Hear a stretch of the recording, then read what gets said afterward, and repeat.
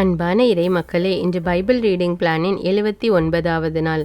இன்று நாம் வாசித்து அறிய இருக்கிற விவிலிய பகுதி 1 அரசர்கள் அதிகாரம் 17 முதல் 19 வரை.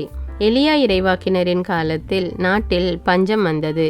அப்பொழுது எலியா சாரிபாத்து கைம்பெண்ணிடம் அனுப்பப்படுகிறார். அந்த கைம்பெண் தன்னிடம் இருந்த கடைசி மாவையும் எலியாவுக்கு அப்பம் சுட்டு கொடுத்தார். அதனால் எலியாவும் அவரை ஆசீர்வதித்தார். அவருடைய களையத்தில் மாவும் எண்ணெயும் குறையவே இல்லை. சில நாட்களுக்கு பிறகு அந்த கைம்பெண்ணின் மகன் இறந்துவிட்டான். எலியா அவனை தன்னுடைய அறைக்குள் எடுத்து கொண்டு போய் அவன் மீது படுத்து ஜெபித்தார். உடனே அந்த கைம்பெண்ணின் மகன் உயிர் பெற்று எழுந்தான். 3 ஆண்டுகள் கழித்து எலியா ஆண்டவரிடம் மன்றாடி ஜெபித்த போது நாட்டில் மழை பெய்தது. அதனைத் தொடர்ந்து எலியா ஆண்டவரின் வார்த்தைக்கேற்ப எலிசாவை இறைவாக்கினராக திருப்பொழிவு செய்கிறார். இன்று நாம் 1 அரசர்கள் அதிகாரம் 17 முதல் 19 வரை வாசித்து முழுமையாக அறிந்து கொள்வோம். 1 அரசர்கள் அதிகாரம் 17. எலியா காலத்து பஞ்சம். கிளையாதில் குடியிருந்த திஸ்பே ஊரை சார்ந்த எலியா ஆகாபு அரசனிடம், நான் பணியும் இஸ்ரேலின் கடவுளான வாழும் ஆண்டவர் மேல் ஆணை, என் வாக்கினால் அன்றி வரும் ஆண்டுகளில் பனியோ மழையோ பெய்யாது என்றார். பின்னர் ஆண்டவரின் வாக்கு எலியாவுக்கு வந்தது, இங்கிருந்து ஓடிவிடு, கிழக்கு முகமாக போய் யோர்தானுக்கு அப்பாலுள்ள கெரீத்து ஓடை அருகில் ஒளிந்து கொள், அந்த ஓடையில் தண்ணீர் குடித்துக்கொள், அங்கே உனக்கு உணவளிக்குமாறு காகங்களுக்கு கட்டளையிட்டிருக்கிறேன். அவ்வாறே அவர் போய் ஆண்டவரது வாக்கின்படி செய்தார். அவர் சென்று யோர்தானுக்கு அப்பால் இருந்த கெரீத்து ஓடை அருகில் தங்கியிருந்தார். காகங்கள் காலையிலும் மாலையிலும் அப்பமும் இறைச்சியும் அவருக்கு கொண்டு வந்தன. ஓடையில் தண்ணீர் குடித்து கொண்டார். நாட்டில் மழை பெய்யாத காரணத்தால் சில நாள்களில் அந்த ஓடையும் வற்றி போனது. சாரிபாத்து கைம்பெண். அப்பொழுது ஆண்டவரது வாக்கு அவருக்கு வந்தது, நீ புறப்பட்டு சீதோன் பகுதியில் இருக்கும் சாரிபாத்துக்கு போய் அங்கே தங்கியிரு, அங்கு உனக்கு உணவு அளிக்குமாறு ஒரு கைம்பெண்ணுக்கு கட்டளையிட்டிருக்கிறேன். எலியா புறப்பட்டு சாரிபாத்துக்கு போனார். நகரின் நுழைவாயிலை வந்தடைந்த பொழுது அங்கே ஒரு கைம்பெண் சுள்ளிகளை பொறுக்கி கொண்டிருந்தார். அவர் அவரை அழைத்து, ஒரு பாத்திரத்தில் எனக்கு குடிக்க கொஞ்சம் தண்ணீர் கொண்டு வா என்றார்.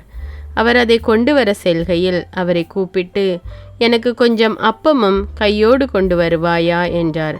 அவர், வாழும் கடவுளாகிய ஆண்டவர் மேல் ஆணை, என்னிடம் அப்பம் ஏதும் இல்லை, பானையில் கையளவு மாவும் களையத்தில் சிறிதளவு எண்ணெயுமே என்னிடம் உள்ளன. இதோ இப்போது 2 சுள்ளிகளை பொறுக்கி கொண்டு வீட்டுக்கு போய் அப்பம் சுட்டு நானும் என் மகனும் சாப்பிடுவோம், அதன்பின் சாகத்தான் வேண்டும் என்றார். எலியா அவரிடம், அஞ்ச வேண்டாம், போய் நீ சொன்னபடியே செய், ஆனால் முதலில் எனக்கு ஒரு சிறிய அப்பம் சுட்டு கொண்டு வா, பிறகு உனக்கும் உன் மகனுக்கும் சுட்டுக்கொள். இஸ்ரேலின் கடவுளாகிய ஆண்டவர் உரைப்பது இதுவே, நாட்டில் ஆண்டவர் மழை பெய்ய செய்யும் நாள் வரை பானையில் உள்ள மாவு தீராது, களையத்தில் உள்ள எண்ணெயும் குறையாது என்று சொன்னார். அவர் போய் எலியா சொன்னபடியே செய்தார். அவரும் அவருடைய மகனும் அவர் வீட்டாரும் பல நாள் சாப்பிட்டனர். எலியா வழியாக ஆண்டவர் உரைத்த வாக்கின்படி பானையிலிருந்து மாவு தீரவில்லை, களையத்திலிருந்த எண்ணெயும் குறையவில்லை. இதற்கு பின் ஒரு நாள் வீட்டு தலைவியான அந்த பெண்ணின் மகன் நோயுற்றான். அவனது நோய் மிகவும் முற்றவே அவன் மூச்சு நின்று விட்டது. அவர் எலியாவிடம், கடவுளின் அடியவரே, எனக்கு ஏன் இப்படி செய்தீர்? என் பாவத்தை நினைவூட்டவும் என் மகனை சாகடிக்கவுமா நீர் வந்திருக்கிறீர் என்றார். எலியா அவரிடம், உன் மகனை என்னிடம் கொடு என்று சொல்லி அவனை அவர் மடியிலிருந்து எடுத்து தாம் தங்கியிருந்த மாடி அறைக்கு தூக்கி சென்று தம் படுக்கையில் கிடத்தினார். அவர் ஆண்டவரை நோக்கி, என் கடவுளாகிய ஆண்டவரே, எனக்கு தங்க இடம் கொடுத்த கைம்பெண்ணின் மகனை சாகடித்து அவளை துன்புறுத்தலாமா என்று கதறினார். அவர் அந்த சிறுவன் மீது 3 முறை குப்புறப்படுத்து ஆண்டவரை நோக்கி, என் கடவுளாகிய ஆண்டவரே, இந்த சிறுவன் மீண்டும் உயிர் பெற செய்யும் என்று மன்றாடினார். ஆண்டவரும் எலியாவின் குரலுக்கு செவி கொடுத்தார். சிறுவனுக்கு மீண்டும் உயிர் திரும்பி வரவே அவன் பிழைத்து கொண்டான். எலியா சிறுவனை தூக்கி கொண்டு மாடி அறையிலிருந்து இறங்கி வீட்டிற்குள் வந்து, இதோ உன் மகன் உயிருடன் இருக்கிறான் என்று கூறி அவனை அவன் தாயிடம் ஒப்படைத்தார். அந்த பெண் எலியாவிடம், நீர் கடவுளின் அடியவர் என்றும் வாயிலிருந்து வரும் ஆண்டவரின் வாக்கு உண்மையானதென்றும் தெரிந்து கொண்டேன் என்றார். 1 அரசர்கள் அதிகாரம் 18. எலியாவும் பாகாலின் பொய் வாக்கினரும். பல நாள்களுக்கு பிறகு பஞ்சத்தின் 3ஆம் ஆண்டில் ஆண்டவர் எலியாவிடம், ஆகாபு உன்னை காணுமாறு போய் நில், நான் நாட்டில் மழை பெய்ய செய்வேன் என்று கூறினார்.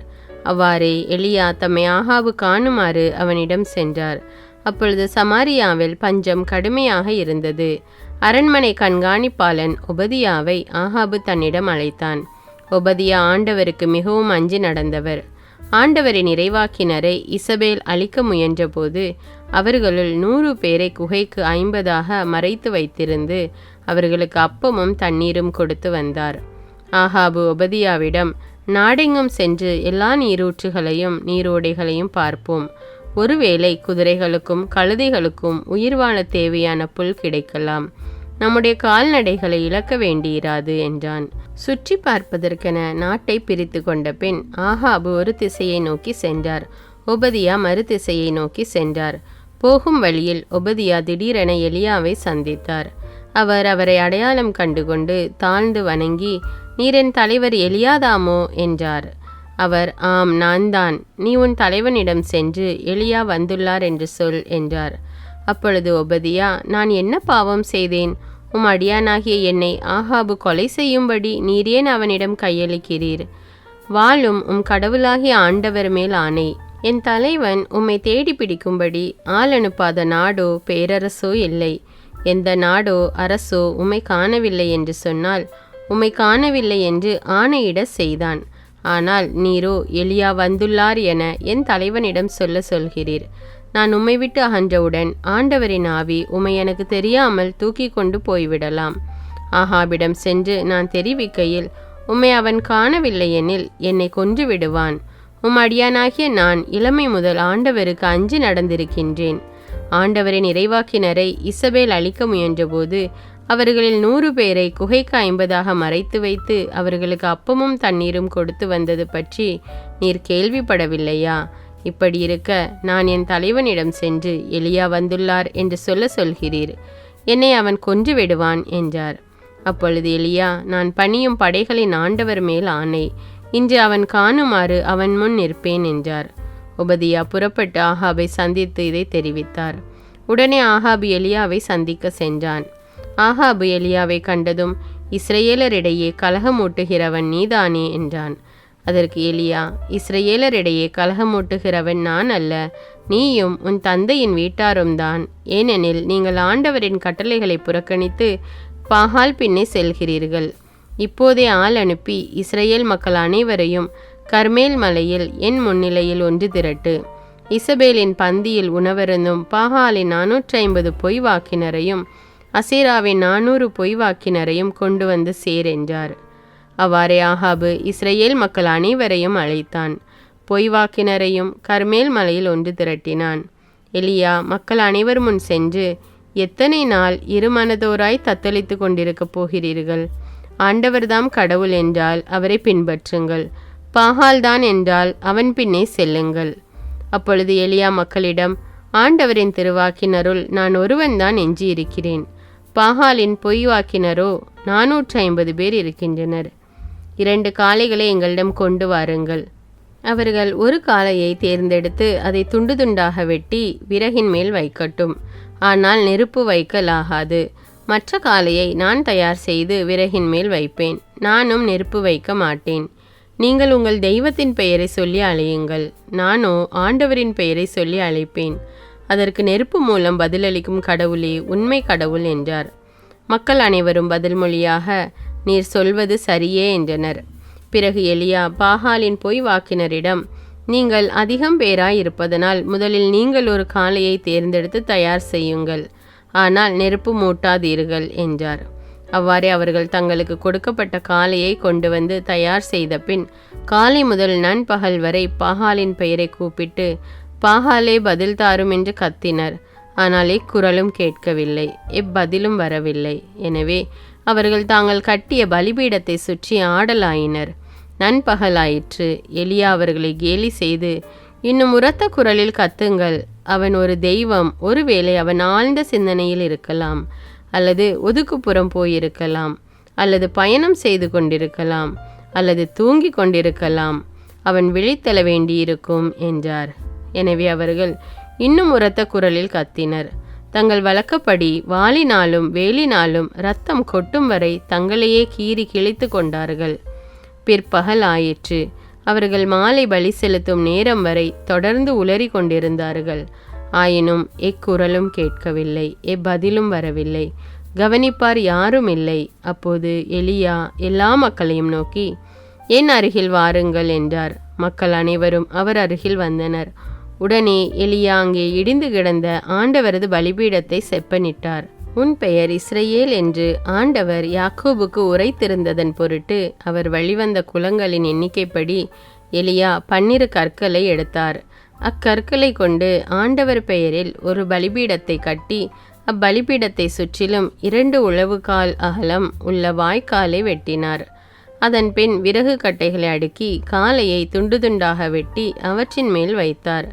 4 குடங்கள் நிறைய தண்ணீர் கொண்டு வந்து எரிபலியின் மேலும் விறகு கட்டைகளின் மேலும் ஊற்றுங்கள் என்றார். அவர் 2ஆம் முறையும் செய்யுங்கள் என்றார். அவர்கள் 2ஆம் முறையும் அவ்வாறே செய்தனர். அவர் 3ஆம் முறையும் செய்யுங்கள் என்றார். அவர்கள் 3ஆம் முறையும் அப்படியே செய்தனர்.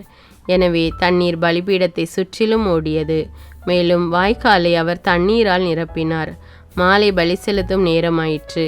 இறைவாக்கினர் எலியா பலிபீடத்தின் அருகில் வந்து, அப்ரஹாம், ஈசாக்கு, இஸ்ரவேல் என்பவர்களின் கடவுளாகிய ஆண்டவரே, இஸ்ரவேலின் கடவுள் நீரே என்றும் இவற்றையெல்லாம் நான் உம் வாக்கின்படியே செய்தேன் என்றும் இன்று விளங்க செய்தருளும்.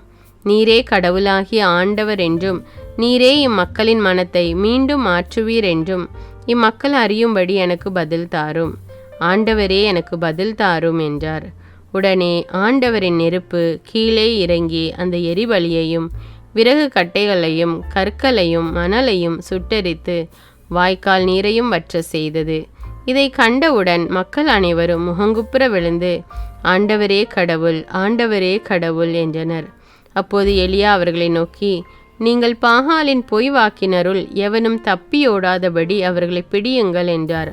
மக்கள் அவர்களை பிடித்து கொண்டு எலியா அவர்களை கீசோன் ஓடைக்கு கொண்டு போய் அங்கே கொன்றார். பஞ்சம் தீர்ந்து போதல். பின்பு எலியா ஆகாபை நோக்கி, நீர் போய் உணவும் பானமும் அருந்துவீர், ஏனெனில் பெருமழையின் ஓசை கேட்கிறது என்றார். ஆகாபு உணவும் பானமும் அருந்து சென்றவுடன் எலியா கர்மேல் மலையின் உச்சிக்கு ஏறி சென்று அங்கே தரையில் மண்டியிட்டு தம் முழங்கால்களுக்கு இடையே முகத்தை புதைத்து கொண்டார். பின்பு அவர் தம் பணியாளனை நோக்கி, நீ போய் கடல் பக்கமாய் பார் என்றார். அவன் போய் பார்த்து ஒன்றும் இல்லை என்றான். எலியா அவனை நோக்கி, 7 முறை மீண்டும் சென்று பார் என்றார்.